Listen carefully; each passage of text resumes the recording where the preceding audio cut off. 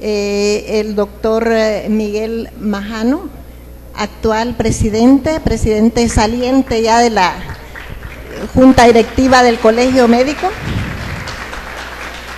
a nuestro primer ponente, que es el doctor Jorge Panameño, reconocido infectólogo de aquí del país, y al doctor Roberto Armando Ticas, quien es el jefe encargado de la Dirección de Actividades Científicas de la Junta Directiva entrante del Colegio Médico. Quiero dejarles al doctor Majano para unas palabras.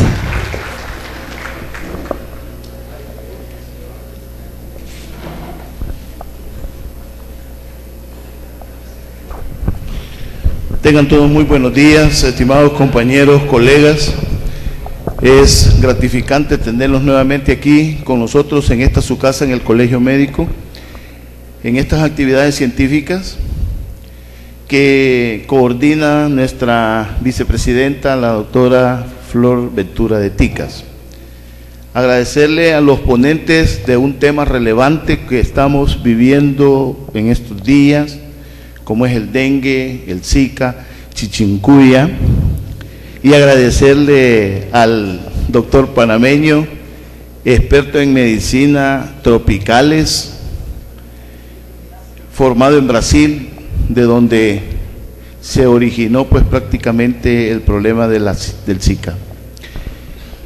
Queremos darle la más cordial bienvenida a esta jornada y de una vez nuevamente reiterarle la invitación para que sigan asistiendo a las actividades que estamos realizando todos los últimos sábados de cada mes.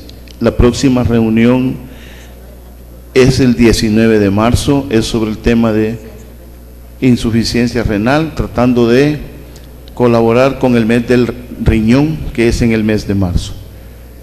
Ya la doctora Ventura de Ticas presentó a nuestro nuevo director del Comité de Actividades Científicas y Académicas, como es el doctor Roberto Ticas, médico interno, nefrólogo, que vamos a estar colaborando con estas actividades para todos ustedes. Reiterando el agradecimiento al doctor Panameño y darles la más cordial bienvenida para este evento. Doctor.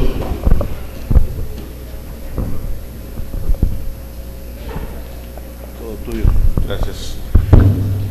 Buenos días, es un enorme privilegio estar aquí con ustedes esta mañana y qué alegría de ver tantos colegas jóvenes, y espero que cada uno de ustedes en su momento, los que todavía no están graduados, consideren volverse miembros del Colegio Médico.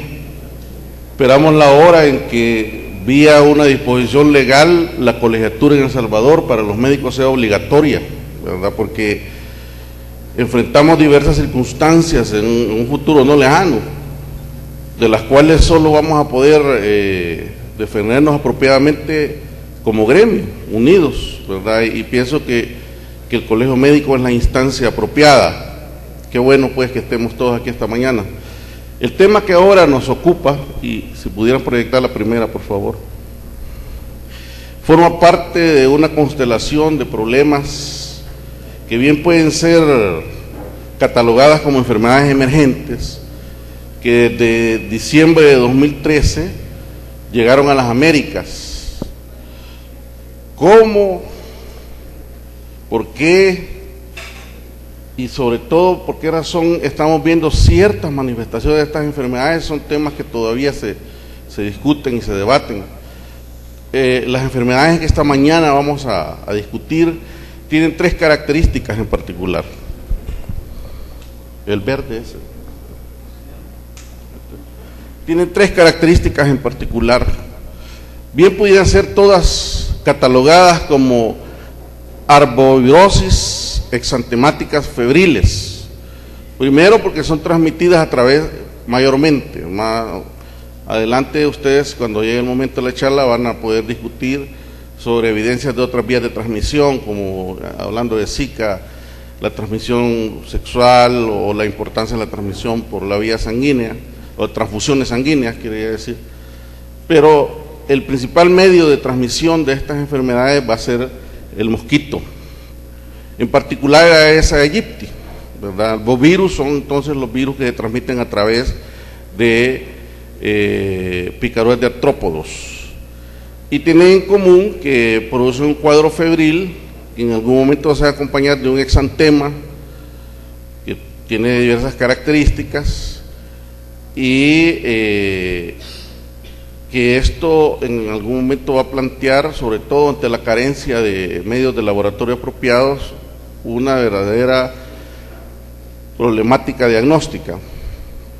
Y ya hablando específicamente de la enfermedad por virus chikungunya, este es un excelente gráfico originado en un material de la Organización Mundial de la Salud, que va a establecer una de las características principales.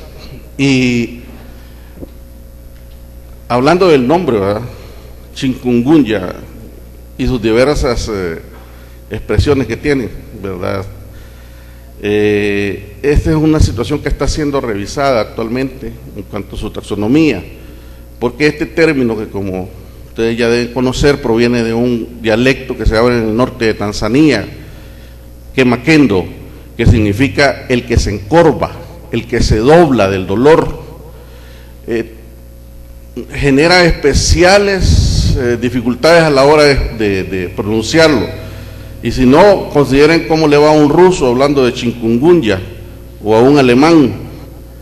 Bueno, entonces, y una de las cosas importantes en estas enfermedades es que cuando estamos en foros internacionales o cuando se producen información científica, tiene que utilizarse términos ampliamente, universalmente aceptados. Entonces hay ahorita una propuesta para cambiarle nombre a la enfermedad, no al virus, sino a la enfermedad. Y el término que se está proponiendo es artritis epidémica. Tómenlo, escúchenlo, porque yo creo que en algún momento esto va a cambiar.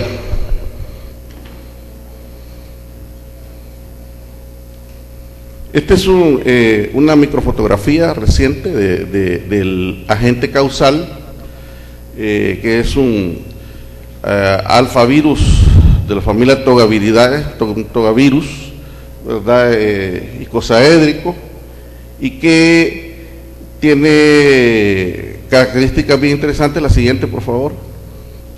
Características virales interesantes, que va a diferenciarse un poco en este sentido de los otros dos, que son flavivirus, de dengue y de zika, que serán tratados más tarde, y que va a transmitirse a través de la picadura de un insecto. Aunque hay algunos, aquí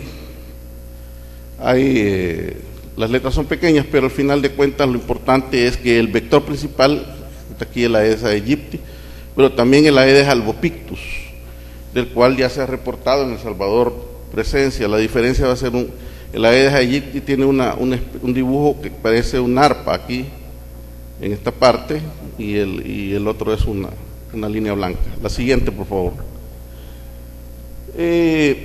Al respecto de las vías de transmisión, siempre es importante conocer que, siendo la más importante la picadura del insecto, también se han demostrado, sobre todo hablando de chikungunya, dicho sea de paso, que la Organización Mundial de la Salud ha autorizado, por los problemas que les decía, a referirse a esto como chick. Si ustedes quieren evitarse problemas, pueden referirse con toda propiedad como virus chick, y el cuadro, la enfermedad que provoca se llama enfermedad por virus chikungunya o por virus chick, ¿verdad?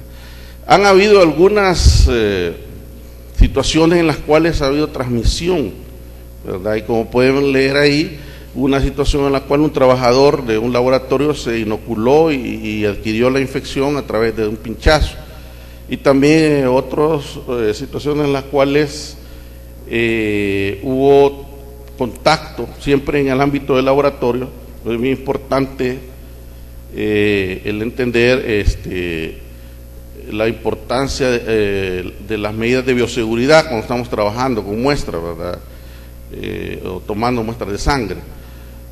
Importante hacer énfasis en esto, porque todavía ustedes van a oír que los pacientes preguntan y dicen, sobre todo me acuerdo durante la epidemia del brote epidémico, una franca epidemia de chikungunya, los pacientes me decían, pero mire, es que esto no puede ser que sea solo a través del mosquito, porque ha sido una cosa tan explosiva que nosotros creemos que por tocar a las personas o por la vía respiratoria hay transmisión.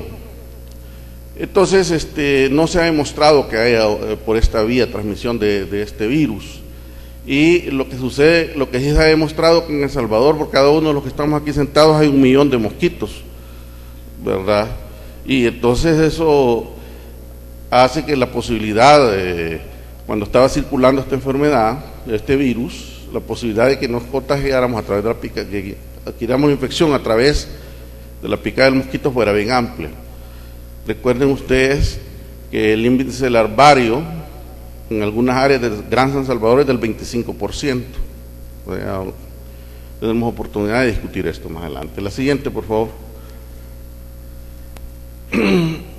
Algunos aspectos históricos de esta enfermedad. En realidad,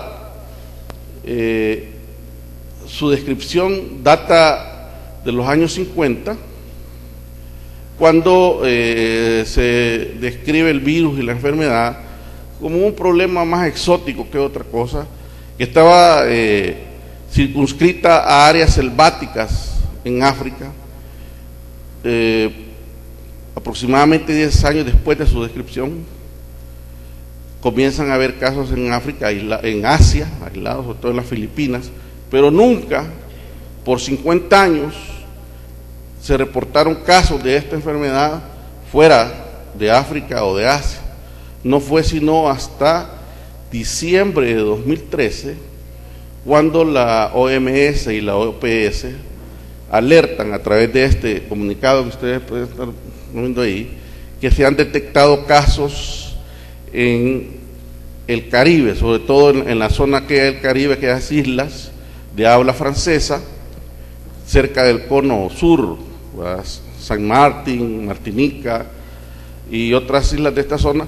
Entonces, en cuanto se reportan casos y se diagnostican que están circulando, es evidente que la enfermedad va a llegar a todas aquellas áreas en donde existen las condiciones para que el virus circule. Esto es fundamentalmente la presencia de el mosquito vector, condiciones socioeconómicas que permitan que este vector exista en cantidades apropiadas, y en tercer lugar, poblaciones que sean sensibles al virus, es decir, que no hayan tenido antes contacto, que no hayan inmunidad protectora. Y entonces se envía una alerta en diciembre de 2013, se envía una alerta a todos los sistemas de salud de las 3 Américas, norte, centro y sur, advirtiendo que todos los sistemas tienen que comenzar a montar ya un programa de vigilancia epidemiológica dirigida a esta enfermedad y a incrementar las medidas de control del vector, porque era inevitable que llegara diciembre de 2013. Entonces nosotros comenzamos a ver casos aproximadamente en abril de 2013. Pero ¿cuándo se reconoce la presencia de esta enfermedad en El Salvador? En junio de 2013. Es decir, que pasaron aproximadamente entre 2 y 3 meses, si no más, que el virus estuvo circulando, y cuando se reconoce oficialmente que sí había presencia del virus y de la enfermedad, ya esto estaba circulando de una manera indetenible en la población, lo que conlleva a que, la siguiente por favor, la siguiente, ya vamos a regresar a esto. El Salvador oficialmente, durante la epidemia de 2014, reconoce oficialmente 145.800 casos. Pero vea bien, 145.800 casos que consultaron. Pero los que conocemos la realidad en El Salvador, Yo les puedo decir que por cada uno de esos, por lo menos hubo 4 casos que no consultaron, sino más. O sea que no sería extraño que en esta epidemia se haya producido no menos de 500,000 de casos clínicos de esta enfermedad. Entonces, ese retardo en el reconocer la presencia de la enfermedad, sin duda alguna que jugó un papel en estas circunstancias. Vamos a regresar a los mapas. La mayoría de información que ustedes pueden, regresemos a los mapas, por favor, anterior. La mayoría de los, hasta el año 2011, esta enfermedad se reconocía como circunscrita a las áreas donde les he comentado, ¿verdad?, que era en África y en algunas áreas aquí de Asia. Entre 2013 y 2016, miren lo que ha sucedido. Pero vean en este mapa una cosa interesantísima, porque la semana pasada leí, o hace un par de semanas leí yo, que alguien decía, que hablando de Zika, que más adelante van a escuchar de esto, decía alguien, mire, hay 2 lugares en donde es imposible que esta enfermedad aparezca. Una es en Chile y otra es, ¿dónde era? Creo que una zona fría, muy fría, siempre de Sudamérica. Pero vean qué cosa más interesante lo que está sucediendo con chikungunya. ¿Saben qué territorio es ese? ¿Y ahí hace calor o hace frío? ¿Cómo es posible que haya transmisión activa en Alaska con ese clima así? Entonces ahí es una pregunta extremadamente importante. Eso quiere decir que el mosquito se está aclimatando, está evolucionando y ya tiene capacidad de reproducirse y vivir en áreas donde nunca se creyó que pudiera llegar. Entonces, la situación es que en tan solo unos años, este virus está circulando en diferentes áreas, inclusive en Italia y en Francia, transmisión activa. No viajeros que ya han infectado, sino que hay presencia de mosquitos y hay transmisión activa de la enfermedad. Entonces esta es una situación que está evolucionando de una manera, una enfermedad emergente, nueva para muchos de nosotros, el concepto de enfermedad nueva, algo que no había sido descrito, ¿verdad? Y enfermedades estas nunca estudiamos nosotros en nuestro pensum, nunca. Esto conlleva mucho desafío. La siguiente, por favor. Las cosas han ido modificándose, entonces se dice que ciertas áreas de Argentina y de Chile, les decía, no van a tener, eso no es cierto, ¿verdad? Si llegó a Alaska, es bien probable que la enfermedad continúe extendiéndose. La siguiente, por favor. La siguiente. Bien. Entonces, a la hora de enfrentar en enfermedades infecciosas y parasitarias, el diagnóstico es eminentemente clínico. Y muy pocas veces, como en estas circunstancias que hemos estado viviendo en El Salvador, esto ha sido tan evidente, ¿verdad? Porque el punto es que no habiendo sido enfermedades de interés ni para la industria farmacéutica ni para las naciones desarrolladas, los métodos diagnósticos, como veremos más adelante, son muy limitados.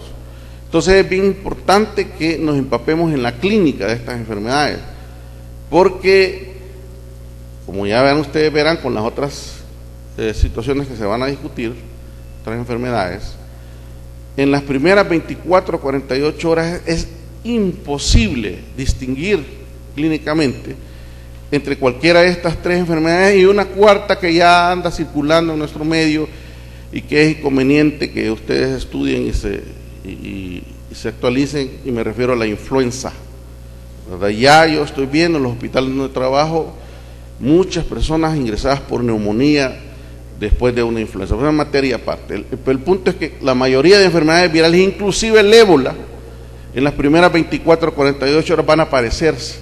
Se trata de una enfermedad de inicio súbito, hablando de chikungunya, una enfermedad de inicio súbito. La persona está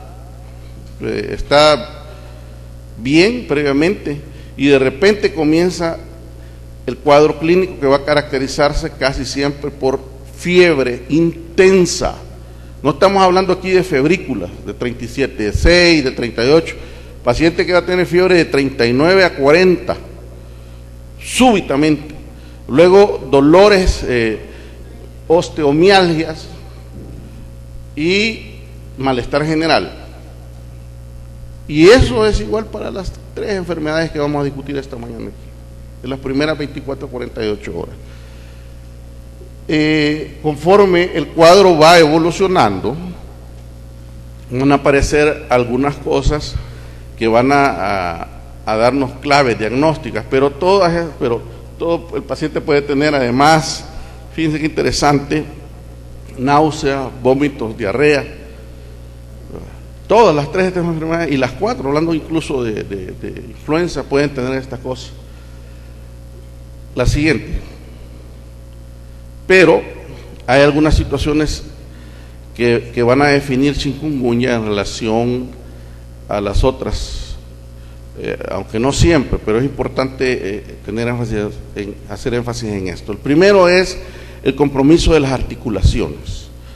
Las 3 enfermedades pueden dar artralgias, pero en la mayoría de casos de chikungunya, este va a ser el sello característico, cuando aparece la artralgia, que es una poliartralgia, que afecta articulaciones de todo tipo, de todo tamaño, pequeñas, grandes, medianas, afecta las rodillas, afecta los tobillos, algunas veces con bastante frecuencia va a dar fasciitis plantar, ¿verdad? Que cuando el paciente se presenta con estas artralgias, hay que explorarle las plantas de los pies, es prácticamente la única de las 3 que da fasciitis plantar. Ojo con el exantema. El exantema es otra de las cosas que pueden ayudarnos a hacer la diferencia, que se va a presentar, y esto es bien importante, al final de las primeras 24 horas y el tercer día. Entre las primeras 24 horas y el tercer día se va a presentar el exantema, que es de carácter maculopapular, pero que estas son fotografías tomadas en mi oficina. A diferencia del exantema que vamos a ver en dengue, en el dengue ya verán ustedes cómo es un exantema macular principalmente, una mancha roja, pero en chikungunya llama mucho la atención la pápula. Las pápulas son bien importantes. ¿Cuántos de los que están aquí en el auditorio vieron casos o han visto casos de sarampión agudo? ¿De sarampión? Levante la mano. Rubiola. Estas enfermedades que están ahora surgiendo nos han hecho vivir el pasado. Muchos, yo alcancé a ver todavía una epidemia de sarampión cuando era residente interno, por 1988. Creo que fue la última gran epidemia de sarampión. Todavía alcancé a ver poliomielitis aguda, ¿verdad? Y otras cosas. Pero estos exantemas recuerdan mucho al que se veían estas enfermedades. Pero el énfasis importante es que las pápulas van a ser mucho más importantes que la mácula, como van a ver en los otros, en los que los colegas les van a presentar, que es pruriginoso, no tan pruriginoso como es el Zika, pero que es uno de los aspectos importantes. Entonces hay una triada que nosotros podemos definir que va a caracterizar a chikungunya: fiebre, exantema, un exantema maculopapular generalizado, pruriginoso pero en forma moderada, y las artralgias, que con gran frecuencia pasan a convertirse en artritis, pero en el inicio casi siempre son artralgias, unas artralgias exquisitas. Por eso la fotografía, el gráfico inicial, lo que va a diferenciar grandemente, y no siempre porque es complicado, sobre todo con Zika, esta enfermedad en su cuadro agudo son las artralgias incapacitantes que llevaron a que lo nominaran como les comentaba al inicio, una enfermedad que hace que la persona, un dolor intenso, tan intenso, que en ocasiones tenemos que usar incluso derivados opiáceos para controlar el dolor, ¿verdad? Característico, y ninguna otra enfermedad va a causar esta situación, ni Zika ni dengue como lo causa esta enfermedad. La siguiente, por favor. Es característica unas fotografías provenientes de Dominicana, que fue la nación que oficialmente reconoció un problema grave. Llegaron ellos a contabilizar 500,000 de casos, ¿verdad? Y que hoy sabemos que de ahí, de Santo Domingo, provino el caso índice del cantón Zapote Abajo, que en Ayutuxtepeque, que fue donde inicialmente se presentó la enfermedad, pero que hoy sabemos también hubo focos en Aguachapán, no oficialmente reconocidos, pero hubo focos. Y entonces era una persona que vino de Santo Domingo. Estas son fotografías de Santo Domingo, de una persona, vean, esta es la característica primordial. Vean la expresión de dolor de la paciente, que casi no puede caminar, y que el sentarse va a significar una situación extremadamente difícil, que fue lo que vimos todos, porque yo creo que en el apogeo de la situación en 2014, entre julio de 2013 y 2014, llegamos a ver decenas y hasta centenas de casos al día, sobre todo los que trabajan en las unidades de salud y otros lugares, ¿verdad? El dolor característico de estas artralgias que imposibilita movilizarse y que hace en ocasiones que el paciente grite dolor. La siguiente, por favor.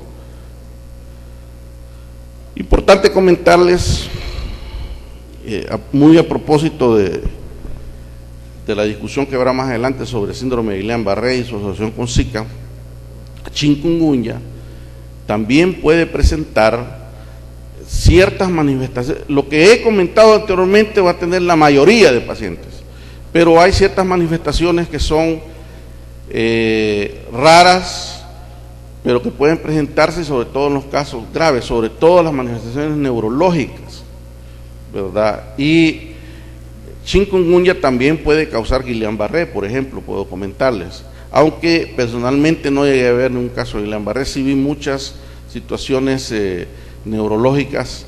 Vimos meningitis, meningoencefalitis, mielitis transversas, compromiso de los pares craneanos, mononeuropatías y neuropatías diversas, que se van a presentar particularmente en los extremos de la vida. Y dicho sea de paso, chikungunya sí puede matar y causó muertes en El Salvador, ¿verdad? Sobre todo en personas de la tercera edad, mató más ancianos. En estas enfermedades particularmente, y en la fisiopatología de la enfermedad, lo que sucede es que hay una respuesta inflamatoria violenta, intensa, que en algunos casos puede generar fenómenos de autoinmunidad, porque todos estos son fenómenos de autoinmunidad generados ante la presencia de este virus, y en algunos casos va a haber afectaciones diferentes a la articulación. Es decir, que este paciente, todo paciente que se presenta con esto, tiene que tener un examen físico exhaustivo, porque puede haber situaciones incluso a nivel de los ojos, cardiovasculares. Puede haber una disautonomía severa que se va a caracterizar por elevaciones o disminuciones de la presión arterial, arritmias cardíacas, ¿verdad? Y muchos pacientes que fallecieron, bueno, digamos, algunos de los que fueron descritos presentaron este tipo de situaciones, ¿verdad? No olvidar que estas enfermedades pueden hacer entrar en actividad a enfermedades autoinmunes que estén subyacentes. De hecho, el padecer de una enfermedad crónica como lupus o cualquier colagenopatía es un criterio de gravedad para este tipo de cosas, hay que estar pendiente de eso. Tuvimos también pacientes haciendo fallas renales asociadas a esta situación y otras características. Esto en la forma aguda. La siguiente, por favor. ¿Qué encontramos en el laboratorio? Esto es importante porque tratamos de auxiliarnos. Miren, muy pocas cosas, hablando de esta enfermedad. Deben ustedes saber que podemos ver leucopenia como en toda enfermedad viral, linfocitosis como toda enfermedad viral, pero que hay una característica que no deben perder de vista: las plaquetas casi nunca se van a alterar, ¿verdad? Si ustedes tienen un paciente con una plaquetopenia importante, ese paciente tiene dengue o puede tener una coinfección. Y esta es una cosa bien interesante: las coinfecciones, ¿verdad? Yo sí vi varios casos de un paciente que tenían dengue y chikungunya al mismo tiempo, y eso es complicado de diagnosticar, ¿verdad? Y la evolución puede ser un poco más compleja, pero bien importante que chikungunya no, cuando baja plaquetas, lo hace de una manera mínima. Ustedes tienen un paciente con una importante plaquetopenia, lo más probable es que él tenga dengue o ella, de manera pues que los exámenes son realmente inespecíficos, ¿verdad? Vamos a encontrar situaciones comunes a todas las enfermedades virales. Rara vez va a haber afectación de las pruebas de función hepática, muy rara vez, ¿verdad?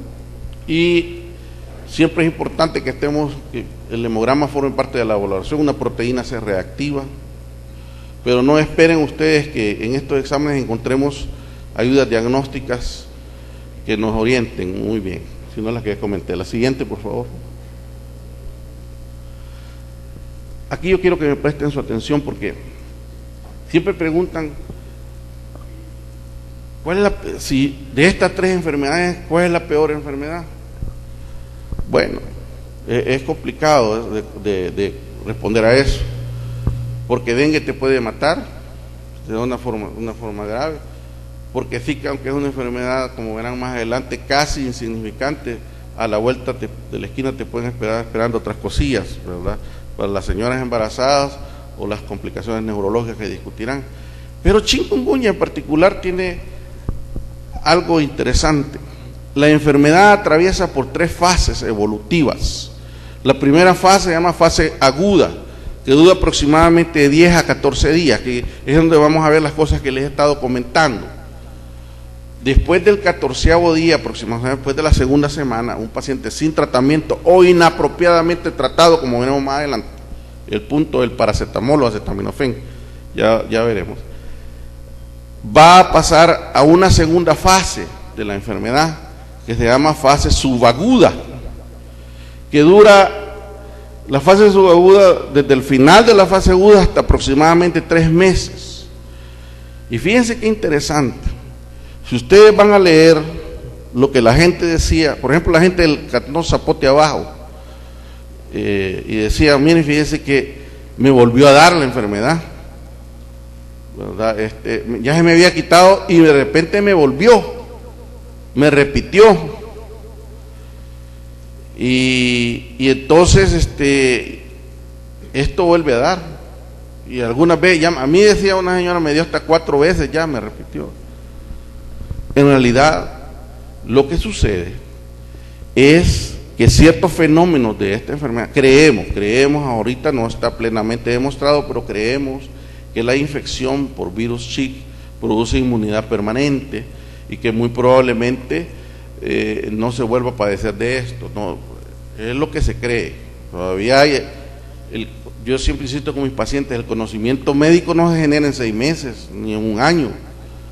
La primera cosa que aquí tenía que haberse hecho era comenzar a hacer descripciones amplias y un estudio estadístico amplio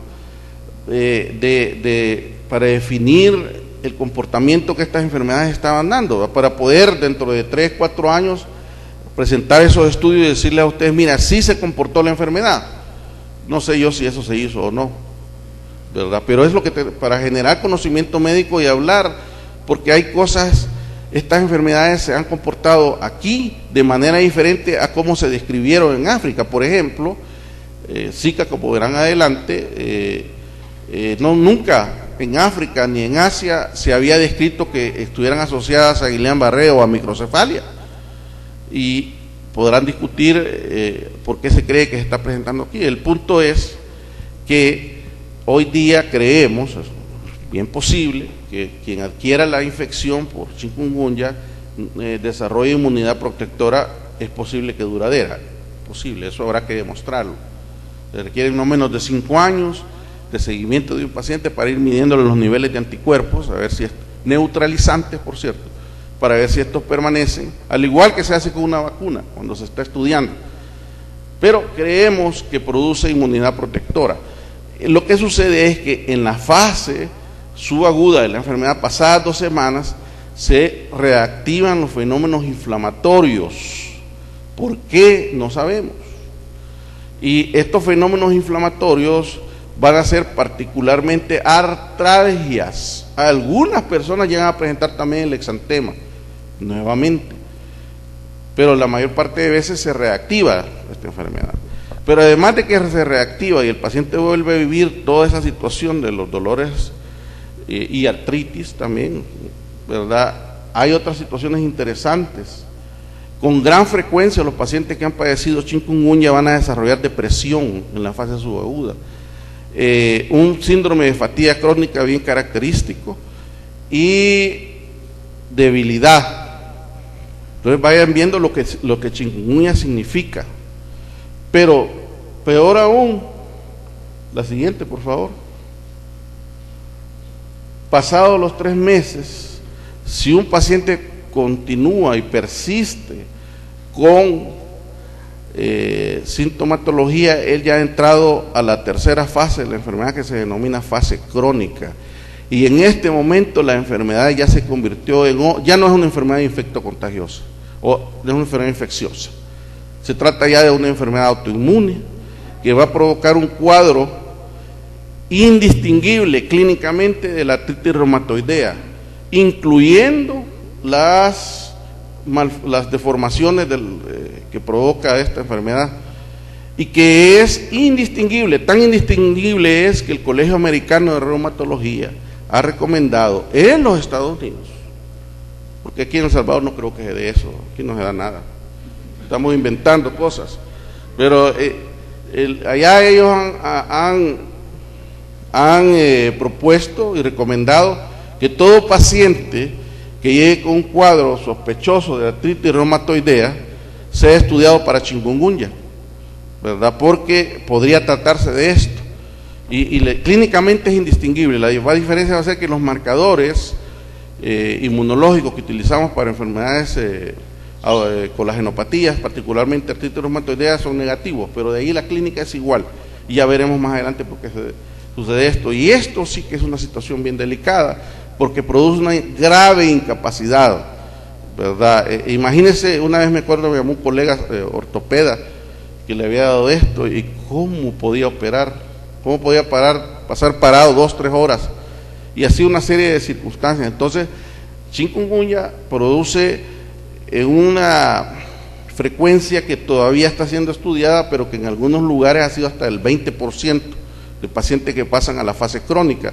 Y este va a ser un problema, porque generalmente no responden a antiinflamatorios, no responden a esteroides, y hay que derivarlos a reumatología, porque van a requerir de manejos con inmunosupresores y todas aquellas situaciones que utilizan los reumatólogos. Y es extremadamente difícil, responden muy mal al tratamiento, y esto conlleva todos los problemas que ustedes puedan analizar, incluyendo una gravísima carga al sistema de salud. Yo he podido ver pacientes que me lo llevan en silla de ruedas a mi oficina, con situaciones extremadamente difíciles. La siguiente, por favor. Bien, ¿y cómo tratamos la enfermedad? Y aquí vamos a entrar en cosas interesantísimas, ¿no? Objeto de mucha discusión, porque quiero decirles, ojalá hubiera aquí alguien de salud pública, y quiero decirles que la manera de cómo tratamos esta enfermedad puede definir la evolución, porque si sabemos que esta situación está presente, entonces el tratamiento en chikungunya tiene que ser dirigido a bloquear que la persona no evolucione de la fase aguda a la subaguda y a la crónica, porque una vez entró en esta situación está en un lío bien serio, ¿verdad? Realmente, como les he dicho, pero aquí hay un comentario importante. Recientemente estábamos en una reunión con los radiólogos del hospital de diagnóstico y presentaron un caso terrible en donde un bebé, la mamá adquirió, puede haber transmisión transplacentaria de esto, y esto es un problema. chikungunya puede causar abortos, partos prematuros, pero también tiene una inmensa mortalidad perinatal. Los bebés recién nacidos desarrollan una encefalitis terrible, severa, altamente desmielinizante, que es bien difícil que sobrevivan, y si sobreviven quedan con secuelas extraordinarias. Entonces es un riesgo terrible para el periparto. Si hoy se está hablando de que el problema es serio en los primeros 3 meses del embarazo, en el primer trimestre del embarazo, chikungunya puede ser una verdadera maldición en una embarazada en el último trimestre del embarazo, sobre todo en cuanto se acerca más al momento del parto, ¿verdad? En donde hay situaciones que pueden ser de muerte para el neonato. La siguiente, por favor. ¿Cómo hacemos diagnóstico de laboratorio específico? Bien, existen 2 maneras de hacerlo. Uno depende de los métodos serológicos, es decir, la detección de anticuerpos, ¿verdad? El más usado es un ELISA, que está disponible en nuestro medio, pero que tiene muchas limitantes. Ya les mostraré una gráfica, cómo se levantan los anticuerpos y que es otro problema también. Y existe una prueba altamente especializada, la neutralización por reducción de placas, que no está disponible más que en centros altamente especializados de investigación. Lo que tenemos hoy nosotros es un método ELISA, un método rápido de tira, que detecta niveles de IgG e IgM, y en los lugares en donde está disponible, el método de elección para diagnóstico de esta enfermedad va a ser la detección a través del PCR en tiempo real, ¿verdad? En donde, como ustedes saben, lo que se hace es detectar y amplificar el material genético del virus, y que es altamente específico y altamente sensible, y obviamente también el aislamiento viral en los lugares en donde esto es posible. Disponibles en nuestro medio son una prueba ELISA para IgG e IgM, afortunadamente en el mercado, pero cuya sensibilidad y especificidad es bastante baja. Es decir, que una prueba IgM negativa no va a descartar la enfermedad, ¿verdad? Y en donde, una vez más, quiero insistir, el diagnóstico va a ser clínico, hasta que en nuestro medio haya la posibilidad de accesar a la PCR. La siguiente, por favor.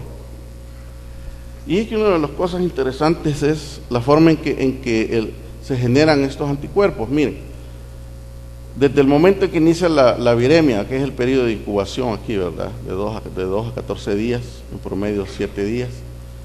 Y esto, la curva verde nos va a mostrar cómo se produce la viremia, cómo hay una caída en la viremia.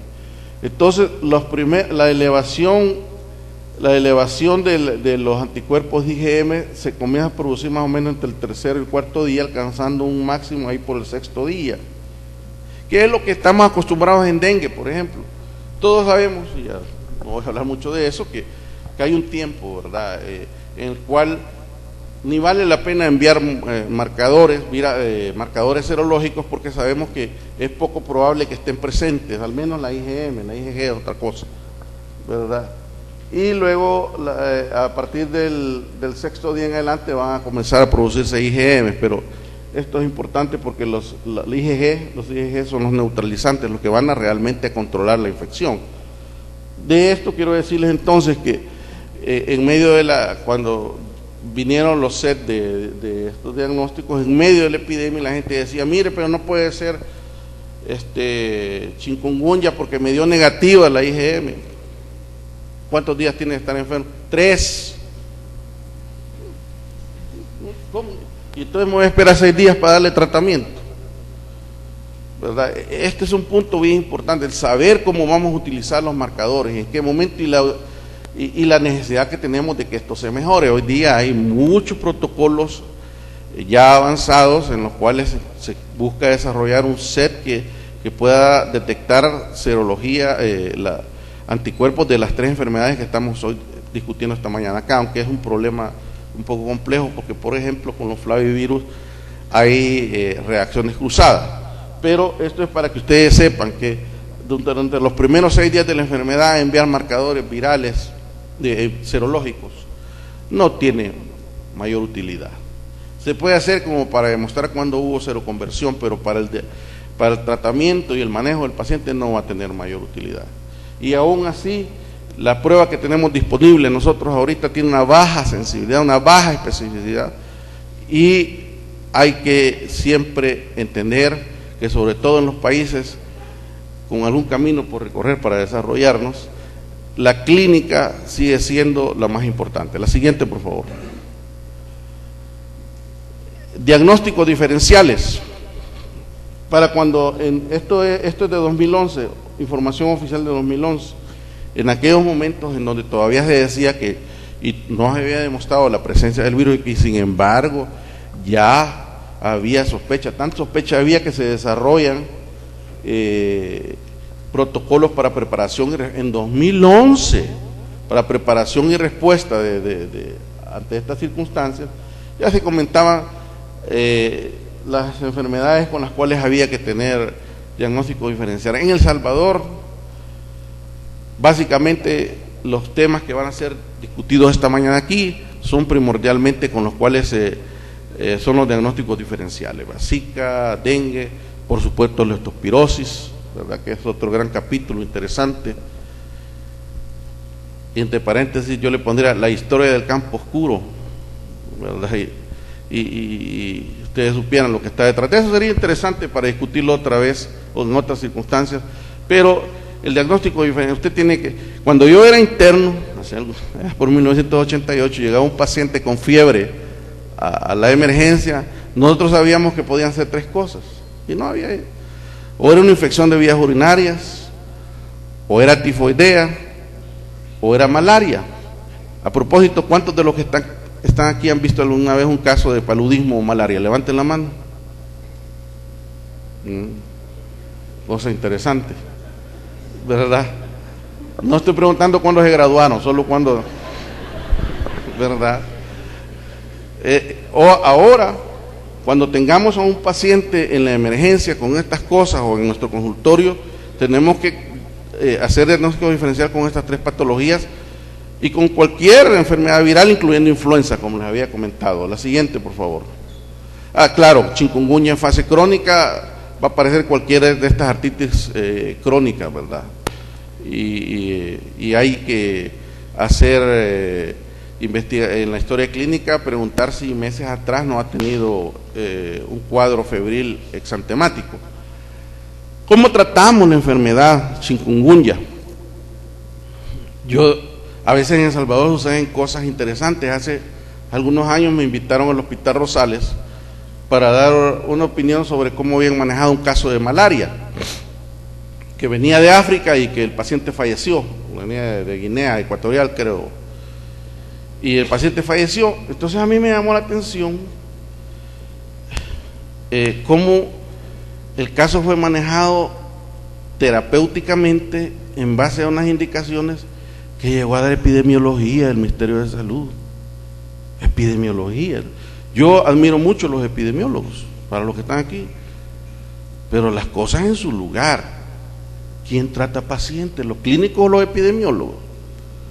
Es decir, y conste, y lo quiero decir aquí en público, por cada vida que salvamos los clínicos, una buena labor de epidemiología salva 10, 20 o 50 quizás, porque son los encargados de decirnos el patrón, de dónde se está originando el problema, el patrón, lo que podemos esperar. Pero de cuándo acá un epidemiólogo tiene que venir a decir cómo se trata a un paciente clínicamente. Bueno, tal vez ya cambió eso, pero cuando yo estudié medicina era diferente. Entonces, ¿cómo se trata esta enfermedad? En un día un foro y el jefe de epidemiología de salud pública dice que esta enfermedad se trata solo con acetaminofén. Ahí salió y está ahí en los medios. Yo lo que espero que sepa alguien de epidemiología es que me diga cuál fue el caso cero, ¿verdad? Cómo se diseminó la enfermedad como hizo ¿cómo se llamaba el inglés el padre de la John Snow, ¿verdad? que él describió cómo se producía el patrón por el cual se producía el cólera, la epidemia de cólera allá en Londres. Pero ¿qué pasa? Regresemos al cantón Zapote abajo, regresemos a lo que los periódicos nos decían. Que decía la gente, mire usted cómo está, y léalo, ahí está en los medios. Y decían las personas, mire, fíjense como nosotros vimos en la unidad de salud, solo miraron 4 acetaminofén. Tuve que comenzar a bañarme con un agua que destilamos, hervimos hojas de mango indio y eso nos echamos porque no hay otra cosa. El punto es que entonces la posición fue que solo con acetaminofén se debe tratar. Miren lo que decían desde 2011, la OPS, en la sección de cómo se debe tratar la enfermedad. Y por eso le digo lo peligroso que en este país cualquiera habla cosas sin saber y sin entender lo que viene después en un paciente maltratado. Ya desde 2011 advertían que si un paciente tiene un grave, hablando de chikungunya, porque el problema es que tenemos que estar relativamente seguros de lo que estamos tratando. Si el paciente llega en las primeras horas de la enfermedad, en donde yo le puedo decir si tiene dengue, y si le mando los exámenes más tan normales, como en las primeras 24 o 48 horas, entonces ahí no podemos otra que usar acetaminofén o paracetamol, a las dosis ya conocidas. Pero una vez que hay criterios que nos orienten que estamos tratando con chikungunya, debemos iniciar, ya les voy a mostrar unas evidencias, debemos iniciar tempranamente el manejo apropiado con antiinflamatorios y siempre que sea posible y no haya contraindicaciones absolutas, esteroides. Ya lo comentaban ahí desde 2011. Lean ahí lo que les he traído. Eso está ahí en el manual desde 2011. Y todavía aquí solo acetaminofén a los pacientes. ¿Qué es lo que pasa? Esto habría que demostrarlo, pero yo he visto durante toda la epidemia que aquellos pacientes que traté de forma agresiva con antiinflamatorios y esteroides, casi ninguno evolucionó a la fase subaguda, a la fase crónica. Porque hay varias hipótesis. Una de ellas es que este es un fenómeno inflamatorio. Y yo preveo que dentro de no mucho tiempo, aquella situación que hay con dengue, de que no se pueden usar los antiinflamatorios, es algo que va a ser puesta en discusión y en duda. En una descripción que posee de 1951, cuando se creó el concepto de dengue hemorrágico, pero no es el punto ese en este momento. Estamos hablando y que nunca más fue revisado desde entonces ese criterio.